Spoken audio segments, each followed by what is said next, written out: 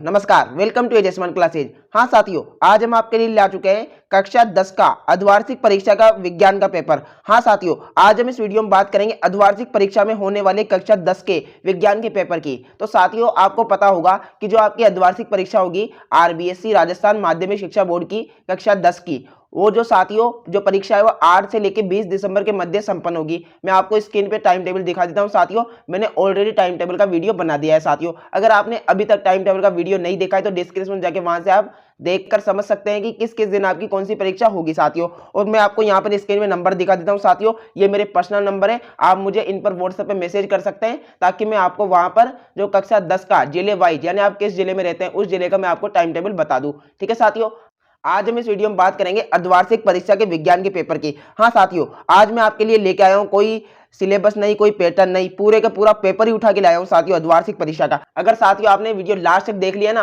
तो अर्धवार्षिक परीक्षा को तो आप यूं चुटकियों में क्लियर कर लेंगे साथियों। काफी अच्छे क्वेश्चन दिए गए इस पेपर में और काफी ज्यादा इंपॉर्टेंट क्वेश्चन है साथियों। बहुत ही अच्छे अच्छे विज्ञान के चुन चुन के क्वेश्चन आए हैं साथियों, इसलिए वीडियो को आप लास्ट तक देखें साथियों। हम कर रहे हैं बोर्ड परीक्षा की तैयारी, जो कि हमारा महासंग्राम है साथियों। जो हमारा मेन एग्जाम है वो हमारे लिए एक महासंग्राम है। तो ये छोटे मोटे युद्ध है साथियों, जैसे आपके टेस्ट हुए, अर्धवार्षिक परीक्षा हुए, तो इन्हें तो हम यूं जीत लेंगे साथियों अगर आपने लगातार मेहनत करते रहे और सारे वीडियो टाइम पर देखते रहे साथियों। तो अर्धवार्षिक परीक्षा के विज्ञान के पेपर की बात करेंगे साथियों, सत्र 2022-23 की। कौन सा सत्र साथियों? 2022-23 का सत्र है साथियों। ये इस वर्ष 8 दिसंबर से होने वाली परीक्षा है आपकी। तो आइए शुरू कर लेते हैं आज का हमारा वीडियो।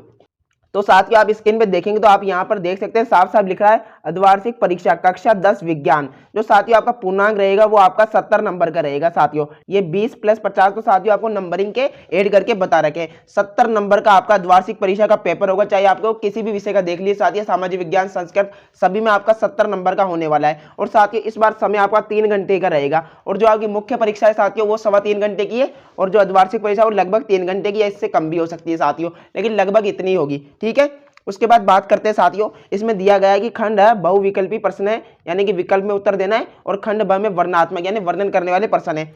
उसके बाद ख बोल रहा है 3 खंड यानी क ख ग विभाजित है साथियों। तो साथियों बात कर लेते हैं हम क्वेश्चन आंसरों की। तो काफी अच्छे प्रश्न दिए गए हैं साथियों। अगर आपने वीडियो क्लिक कर दिया है ना साथियों तो लास्ट तक बने रहे, आपकी अर्धवार्षिक परीक्षा यूं क्लियर हो जाएगी साथियों। बहुत ही अच्छे नंबर आएंगे आपके अर्धवार्षिक परीक्षा में। अगर साथियों आपके अर्धवार्षिक परीक्षा में अच्छे नंबर आते हैं तो आपके शतरंग भी अच्छे जाएंगे, जिससे आपको काफी मदद मिलेगी। ओके ठीक है, आप स्क्रीन पे देखें। तो साथियों इसमें आपका जो प्रश्न नंबर 1 आता है वह है एक उत्तल दर्पण की फोकस दूरी क्या होगी जिसकी वक्रता त्रिज्या 32 हो। यानी वक्रता त्रिज्या साथियों कितने दी है? 32। वक्रता त्रिज्या को साथियों हम बोलते हैं आर बोलते हैं। क्या बोलते हैं साथियों? आर बोलते हैं, जो हमें 32 दी गई है। ठीक है, और दर्पण का साथियों मैं सूत्र बता दूं आपको, जो सिंपल सा होता है वो क्या होता है? F बराबर R2/2 होता है साथियों। क्या होता है? F बराबर R2/2। तो साथियों यहाँ पर हमें R कितनी दी है? 32। 32 में 2 का भाग देंगे साथियों, हमारी F आ जाएगी 16। कितनी आ जाएगी साथियों? 16 आ जाएगी। और 16 हमें कौन से ऑप्शन में दिया गया है? 16 हमें ऑप्शन ब में दिया गया, वो एकदम राइट हो जाएगा। ठीक है साथियों, समझ में आया? अच्छी बात है। उसके बाद बात करते हैं क्वेश्चन 2 की। क्वेश्चन 2 साथियों में बोल रहा है स्वस्थ आंख के लिए दूर बिंदु होता है। तो साथियों आपको याद रखना है, ये याद रखने का सवाल है।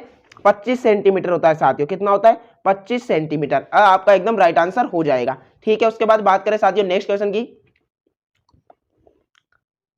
इसके बाद साथियों क्वेश्चन नंबर 3 आता है, वह है अंतरिक्ष यात्रियों को आकाश दिखाई देता है। जो साथियों अंतरिक्ष यात्री है उनको आकाश कैसा दिखाई देता है? जैसे हमें तो नीला दिखाई देता है साथियों, तो उनकी बात करें तो आपको याद रखना है साथियों, उनको आकाश काला दिखाई देता है।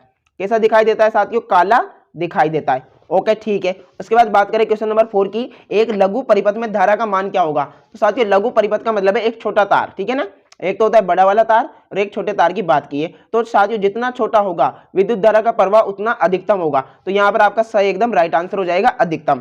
ठीक है, उसके बाद बात करें नेक्स्ट की, वह बिजली के बल्ब का तंतु बना होता है। तो आपको याद रखना साथियों, बिजली के बल्ब का जो तंतु होता है, आपने बिजली का बल्ब देखा होगा साथियों, इस प्रकार का रहता है बल्ब, और इसमें इस प्रकार का जो रहता है ना साथियों बीच में तंतु सा, वो किसका बना होता है? वो रहता है आपके टंगस्टन का। किसका होता है साथियों? टंगस्टन का आपका बना होता है। ओके ठीक है, इसके बाद बात करें नेक्स्ट क्वेश्चन की। उसमें हमारा क्वेश्चन नंबर 6 आता है साथियों समतल दर्पण की फोकस दूरी।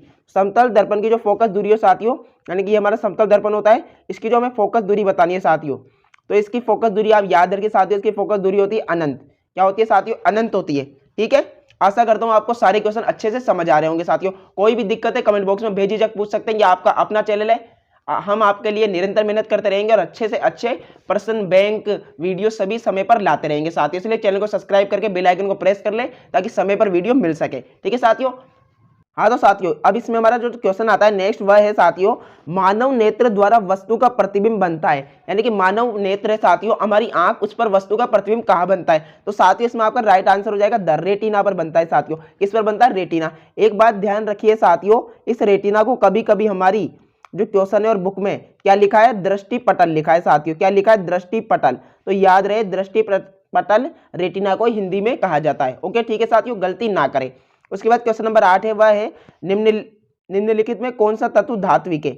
निम्नलिखित में कौन सा तत्व धात्विक है? तो साथियों इसमें आपका ये लिथियम, सल्फर और हीलियम तो साथियों गैसों में आ जाएगा, तो पी आपका एकदम राइट हो जाएगा। ठीक है। उसके बाद बात करें साथियों क्वेश्चन नंबर 9 की, वह है यूरेनियम है। तो यूरेनियम क्या है साथियों?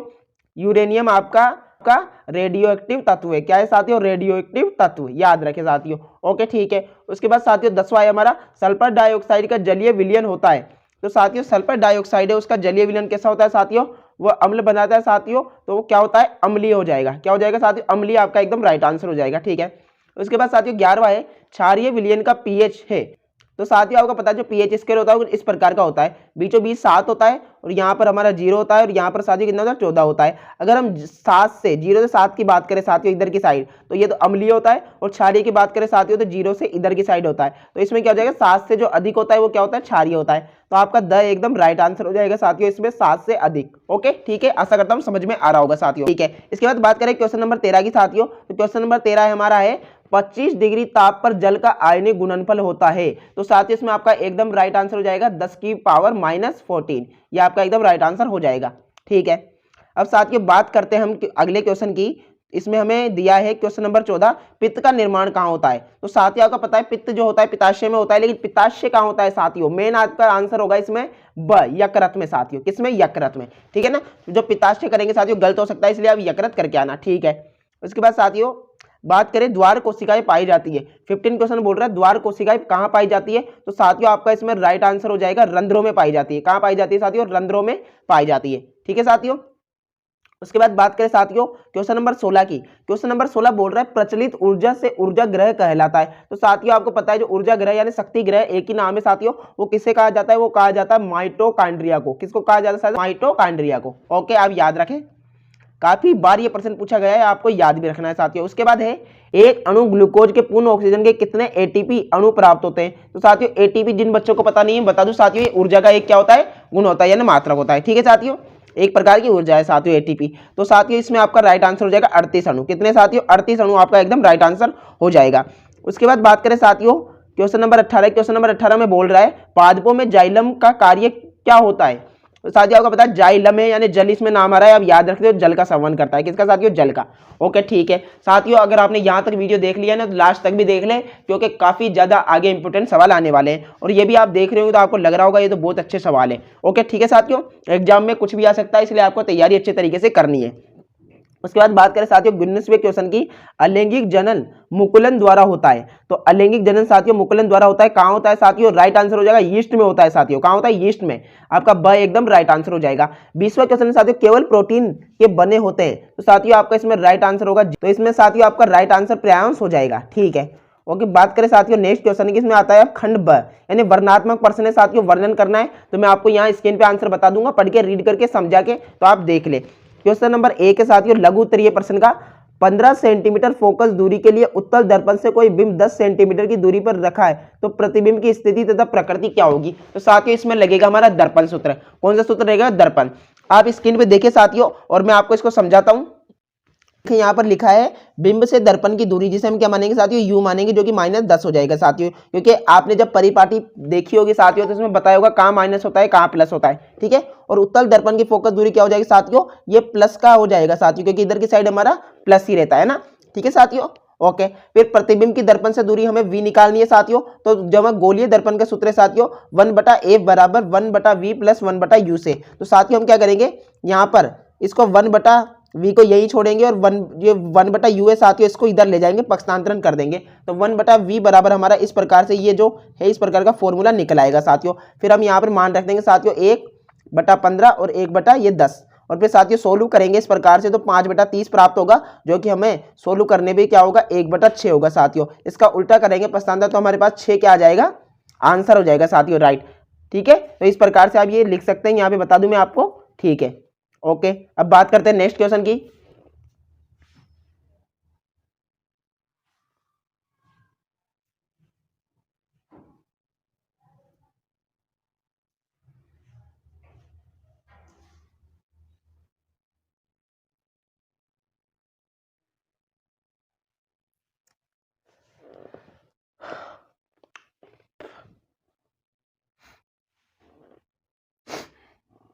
हाँ तो साथियों अब इसके बाद साथियों हमारा जो क्वेश्चन नंबर 2 है वह बोल रहा है कि कांच के प्रिज्म द्वारा श्वेत प्रकाश का विक्षेपण स्पष्ट कीजिए। श्वेत प्रकाश का विक्षेपण स्पष्ट कीजिए। तो साथियों आपको स्क्रीन पे देखिए, आपको ये लिखना है तो आपको अच्छे नंबर मिल जाएंगे। आप प्रकाश का विक्षेपण एक प्रिज्म से गुजरने पर अपने घटक रंगों में सफेद प्रकाश की किरण के विभाजन की घटना है। 7 रंगों के बैंड को प्राप्त यानी कि दृश्यमान स्पेक्ट्रम कहा जाता है। सफेद प्रकाश का विक्षेपण इसलिए होता है क्योंकि सफेद प्रकाश के रंग कांच के प्रिज्म के माध्यम से विभिन्न गति से यात्रा करते हैं। ठीक है साथियों, इस प्रकार से हो जाएगा। ओके ठीक है साथियों, मैं आपको मेन पॉइंट बता रहा हूं अभी तो। ठीक है, फिर आप इसके बारे में डिटेल से लिख सकते हैं जो आपको पता है। ओके, इसके बाद क्वेश्चन नंबर 3 है साथियों, प्रकाश का परावर्तन क्या है, परावर्तन के नियमों का उल्लेख कीजिए। तो स्क्रीन पे देखिए साथियों आप, तो साथियों आप इसके आंसर में लिखेंगे, सबसे पहले परिभाषा लिखेंगे साथियों, उच्च कोटि की पॉलिश किया हुआ पृष्ठ जैसे कि दर्पण अपने पर पड़ने वाले अधिकांश प्रकाश को परावर्तित कर देता है। कैसे करता है साथियों, मान लीजिए कोई दर्पण है, इस प्रकार को रेखा आएगी तो ये क्या कर देगा, इधर की साइड भेज देगा, यानी इधर से आई और इधर चली जाएगी, इस प्रकार से परावर्तन कर देता है साथियों। अब प्रकाश के परावर्तन के नियम समझे साथियों। तो पहला नियम क्या है साथियों, आपतन कोण परावर्तन कोण के बराबर होता है। मतलब साथियों अगर मैं इनके बीच एक अभिलंब खींचूं तो ये वाला जो कोण होगा साथियों, ये वाला वो होता है कोण आई, जिसे हम क्या बोलते हैं, आपतन कोण। और इधर वाला जो कोण होता है साथियों होता है कोण आर, इसे हम बोलते हैं परावर्तन कोण। ये क्या होता है, आपस में बराबर होते हैं साथियों, क्या होते हैं, बराबर होते हैं।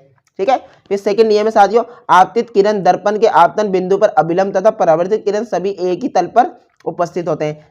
तो साथियों ये दर्पण है, यहाँ पर ये आपतित किरण, अभिलंब और ये क्या है, परावर्तित किरण एक ही तल पे उपस्थित है यहाँ पर साथियों। तो इस प्रकार से नियम बोल रहा है, तो ये आप लिख सकते हैं साथियों। ठीक है, चाहे तो स्क्रीनशॉट भी ले सकते हैं। ओके ठीक है, बात करते हैं नेक्स्ट क्वेश्चन की।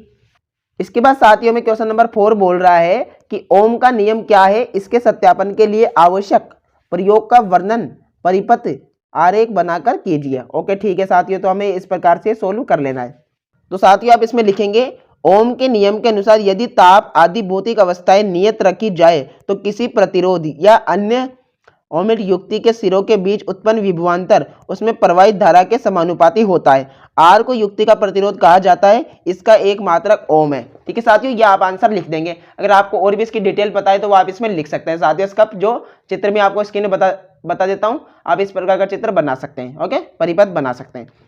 तो साथियों हमें क्वेश्चन नंबर 5 बोल रहा है, निस्तापन और भर्जन में क्या अंतर है साथियों, निस्तापन और भर्जन में क्या अंतर है साथियों। तो हमें अंतर बताने, तो अंतर में आप लिखेंगे साथियों, निस्तापन वह प्रक्रिया है जिसमें अयस्कों को वायु की अनुपस्थिति में या सीमित वायु की उपस्थिति में गर्म किया जाता है, उसे गलनांक से कम ताप पर गर्म किया जाता है। भर्जन विधि में अयस्कों को वायु की अधिकता में गलनांक से अधिक ताप पर गर्म किया जाता है। ठीक है साथियों, ये अंतर आप इसमें लिख देंगे।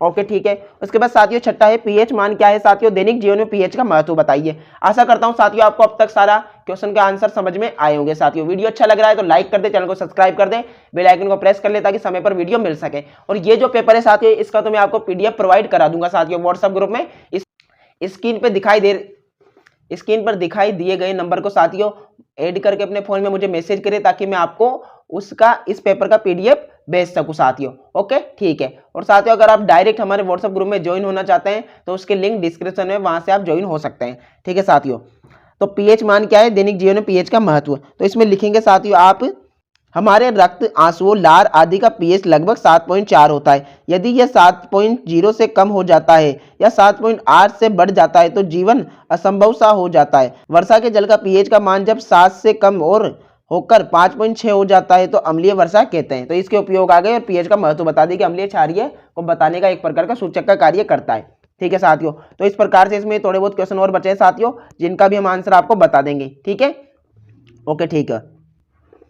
तो साथियों वीडियो भी काफी लंबा हो चुका है, अगर इसमें आपको कोई भी दिक्कत है पेपर में तो मैं आपको इनके आंसर भी बता दूंगा साथियों। अब बात कर लेते हैं साथियों, ये पेपर आप कैसे डाउनलोड करेंगे, यानी कैसे मिल पाएगा साथियों आपको अर्धवार्षिक परीक्षा का ये पेपर। तो साथियों आपको क्या करना है, आपको हमारे तो साथियों जैसे मैंने पहले भी बताया, आपको क्या करना है, नंबर को ऐड करके मुझे व्हाट्सएप पे मैसेज करना है, ये डायरेक्ट हमारे ग्रुप में ज्वाइन हो जाना है। मैं वहां पर आपको क्या ये पेपर दे दूंगा द्विवार्षिक परीक्षा का, और आंसर तो मैंने काफी बताई दिए साथियों, बस एक दो प्रश्न बच रहे हैं जिनके भी मैं आपको बता दूंगा। ठीक है साथियों, आज का वीडियो आपको पसंद आया तो वीडियो को लाइक करें, चैनल को सब्सक्राइब करें, बेल आइकन को प्रेस करें, ताकि आपको और भी जो क्वेश्चनों के आंसर है, समाधान है, पेपर है, प्रश्न बैंक के PDF मॉडल पेपर सभी आपको समय पर मिल सके साथियों। और साथियों मैं आपको बता दूं, हमने अभी तक करा दिए कक्षा 10 के सभी मॉडल पेपरों का समाधान। अगर आपने वीडियो नहीं देखे हैं तो उनके लिंक भी डिस्क्रिप्शन में, वहां से आप वीडियो देख सकते हैं। तो धन्यवाद साथियों, जय हिंद, जय भारत।